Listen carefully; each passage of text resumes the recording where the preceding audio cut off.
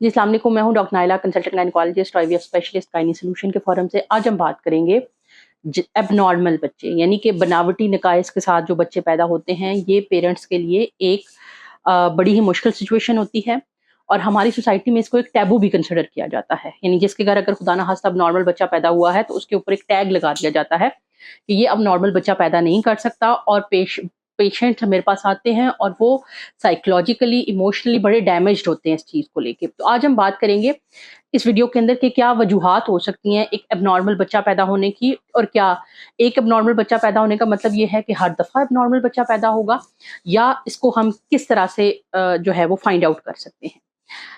Important चीज़ ये है कि बच्चे के अंदर बनावटी नुक्स पहले 4 महीनों के अंदर डेवलप हो सकते हैं।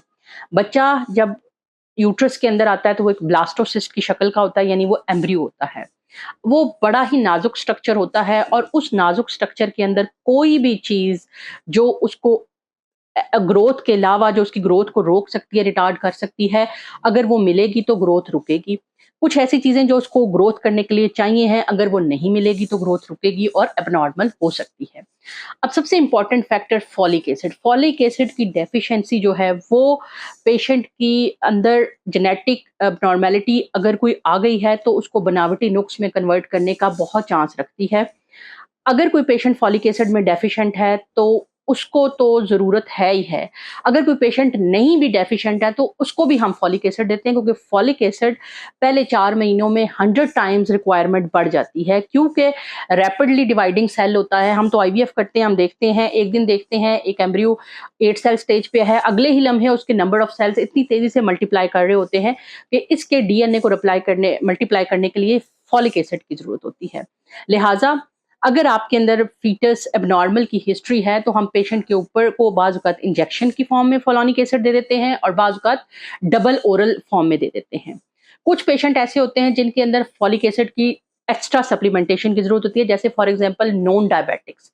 डायबिटीज़ के पेशेंट जो होते हैं उनके अंदर एबनॉर्मल फीटस पैदा होने का रिस्क बहुत ज़्यादा होता है, इनको डबल अमाउंट के अंदर फॉलिक एसिड देना ज़रूरी है। कुछ ऐसे पेशेंट जो ऐसी दवाइयाँ ले रहे हो, जैसे एपिलेप्सी के पेशेंट जो मिर्गी की दवाइयाँ ले रहे होते हैं, उनके अंदर फॉलिक एसिड की नेचुरल एब्ज़ॉर्प्शन डाउन हो जाती है, उनको भी एक्स्ट्रा सप्लीमेंटेशन हमें देनी पड़ती है, ताकि ये बनावटी नकाइस उनके अंदर, बच्चे के अंदर ना आए due to deficiency of folic acid. हमारी खुराक जो है वो फॉलिक एसिड में डेफिशिएंट हो सकती है अगर आप प्योर वेजिटेरियन हैं। लिवर जो ऑर्गन मीट है और जो मीट है वो फॉलिक एसिड का बहुत बड़ा सोर्स है। अगर आप वेजिटेरियन हैं तो आप डेफिनेटली डेफिशिएंट होंगे फॉलिक एसिड के अंदर, आपकी डबल सप्लीमेंटेशन बहुत ज़रूरी है।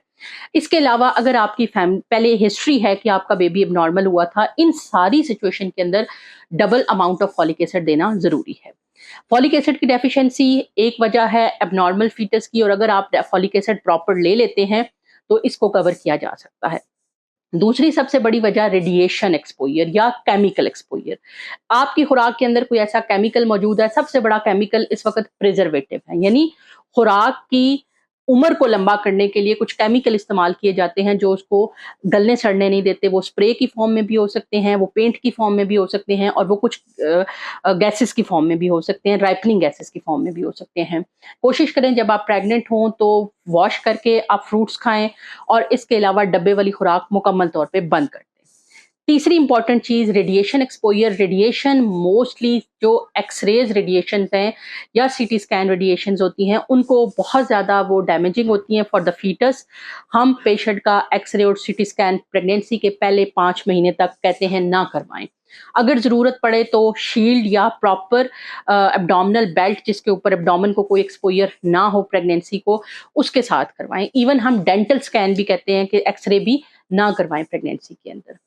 चौथी बड़ी वजह वायरल इन्फेक्शन, टॉर्च इन्फेक्शन, जिसमें कि टॉक्सोप्लाज्मोसिस, रूबेला का इन्फेक्शन, हर्पिस इन्फेक्शन, ये कुछ ऐसे वायरसेस हैं जो कि बॉडी के अंदर अगर पहले 4 महीने में आपको जाते हैं तो बच्चे की ग्रोथ को खराब कर सकते हैं और एक बहुत बड़ी वजह होते हैं एनॉमलस बच्चा पैदा होने के। इसके अलावा कुछ दवाइयाँ, जैसे वारफरीन की दवाई, जैसे कि कुछ लोग एपिलेप्सी की दवाई खा रहे होते हैं, कुछ लोग टीबी की दवाई खा रहे होते हैं।